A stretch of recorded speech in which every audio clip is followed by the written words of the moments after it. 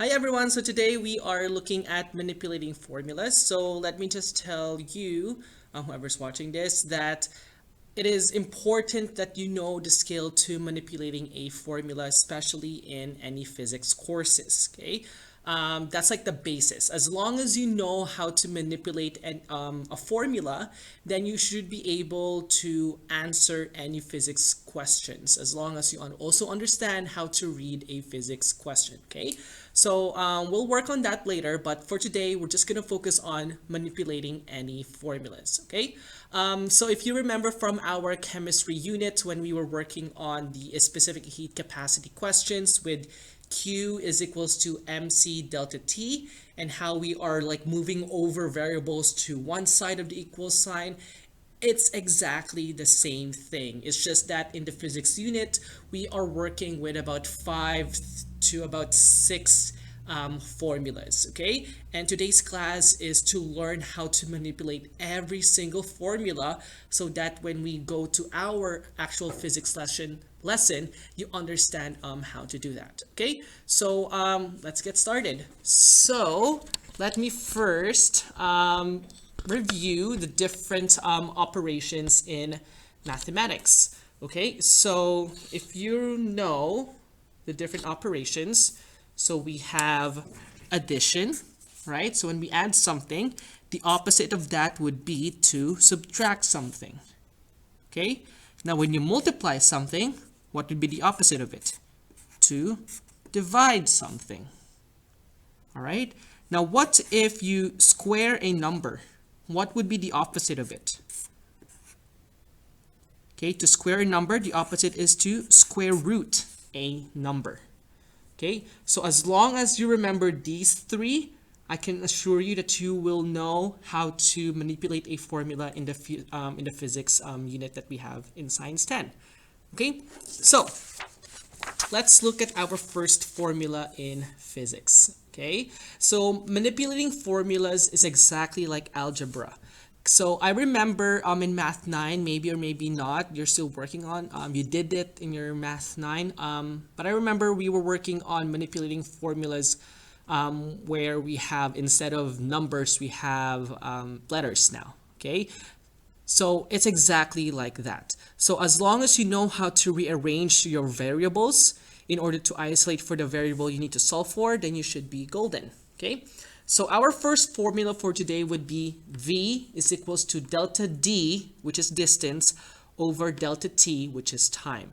So for this one, in order to calculate for velocity or for speed, all we need is distance over time, okay? So what if we are solving for D? Sorry, I have the wrong slide there. So what if we're solving for D first, all right, for distance? So we have velocity, we have time, but we don't have distance. So we need to calculate for it, all right? So to do that, we need to isolate delta D. Delta D must be by itself, okay? So all we need to do is just rewrite the equation first. So velocity is equals to delta distance divided by delta time.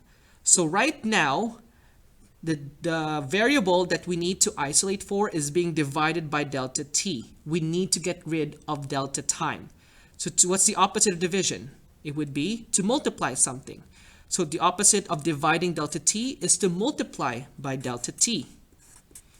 And because of that, we cancel it out. Cancel, cancel. All right? And there's always a rule when it comes to manipulating a formula. Whatever you do on one side, you have to do it to the other side of the equal sign. So because we multiplied the right side of the equal sign by delta t, we also have to multiply the left side of the equal sign by delta t. And now all we need to do is rewrite it. And as you can see, there's our formula right there. There's our new formula. So I just want to rewrite it so it looks nice.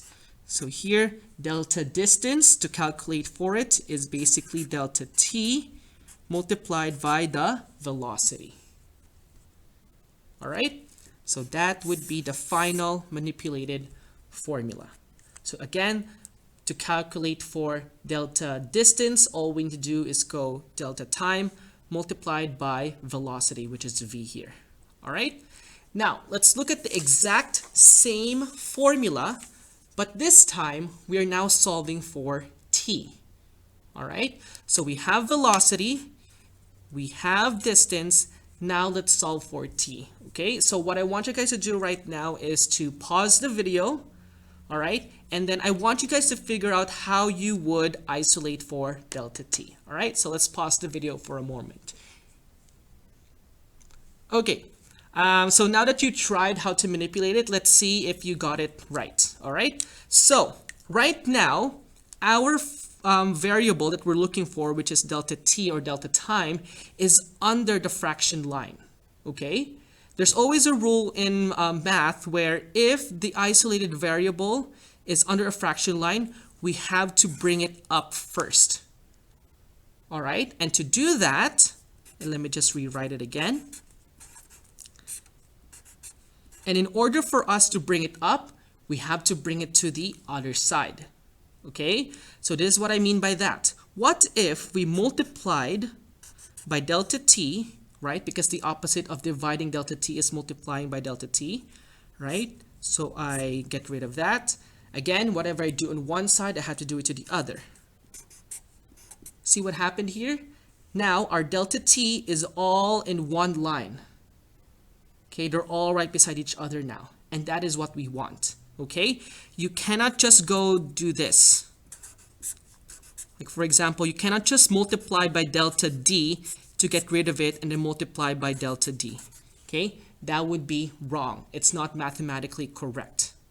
All right? So you cannot do that. All right? The only way you can get around it is by multiplying it first by delta t, bring it up, or by moving it to the other side.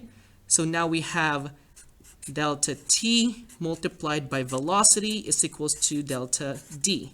All right, but we're not done. Again, we're solving for delta t. And at this point, delta t or delta time is being multiplied by velocity. So to get rid of velocity, let's do the opposite of multiplication, which is to divide.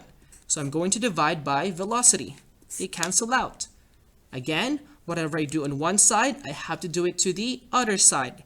So because I divided this side by v, I also have to divide the other side by v. And as you can see, we now have our newly manipulated formula, which is delta t is equals to delta distance over velocity. And that is how we calculate for delta time. All right? All right, so let's try a new formula. So for this formula, we're looking at acceleration.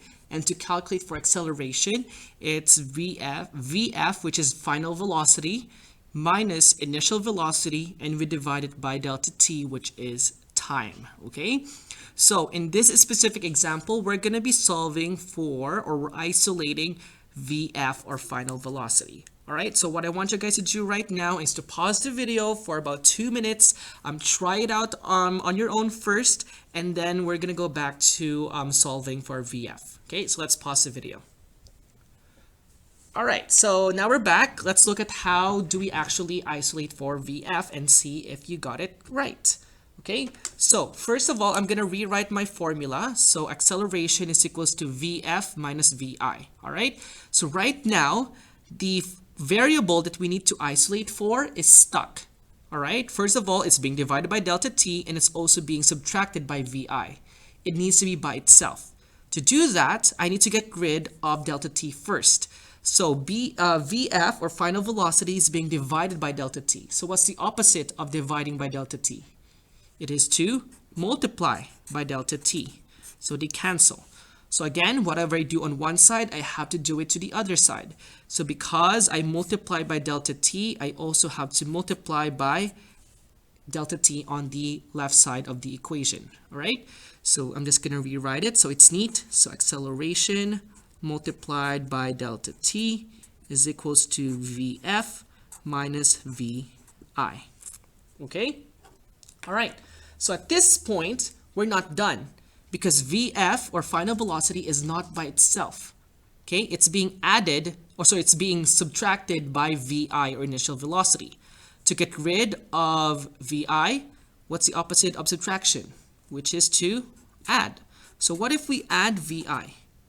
There we go. Sorry, VI, that's VI. Okay, if we add by VI, we cancel it out. Again, whatever I do on one side, I have to do it to the other. So because I added VI, I can also add VI on this side. So I'm just going to rearrange it. So VF is basically acceleration multiplied by delta t plus velocity initial. All right, so that is my newly manipulated formula for VF. Okay? All right, so now let's look at VI. This might be a bit complicated, all right? This might be a bit complicated, but I want you guys to give it a try. So let's pause the video for about 2 minutes again. Try it out with your group and isolate for VI. Okay, so now we're back. So what I can do first is let's rewrite my formula. Delta t. Okay, so I am isolating for VI. Okay, so here's a trick for this. I'm gonna do the exact same thing here. Okay, I'll do the exact same thing here. All right, so what I'll do is I multiply by delta t first, multiply by delta t. Okay, so delta t times A is equals to VF minus VI. All right, now I'm going to add VI and bring it over to the other side. So plus VI, right? So here it's delta t times A plus VI is equals to VF. All right, so the reason why I moved over VI on the other side first, it's because if we subtract by negative VF, we're still having a negative VI here, so it gets really, really complicated. So it's just easier if we do it this way. All right, so I added VI, I move it to the other side. Now VI is being added to delta t times A. Okay, so right now, we're not done because we're looking for velocity initial. So what I could do is actually subtract delta t times A to VI, right? Because technically these two variables are just being added to VI. So what if I just subtract it away from VI, right? And again, whatever I do on one side, I have to do it to the other side. So here, right, because I subtracted delta t times A, okay, on the left side, I have to do it to the other side. So I'm going to subtract delta t times A. All right, and there we go. We have our newly manipulated formula. So VI is basically VF minus delta t times acceleration.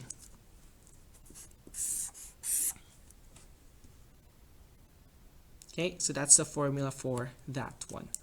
Okay, so it's easier for us to just move over VI to the other side so that we're not working with a negative variable. Because if we're working with a negative variable, it gets really, really complicated.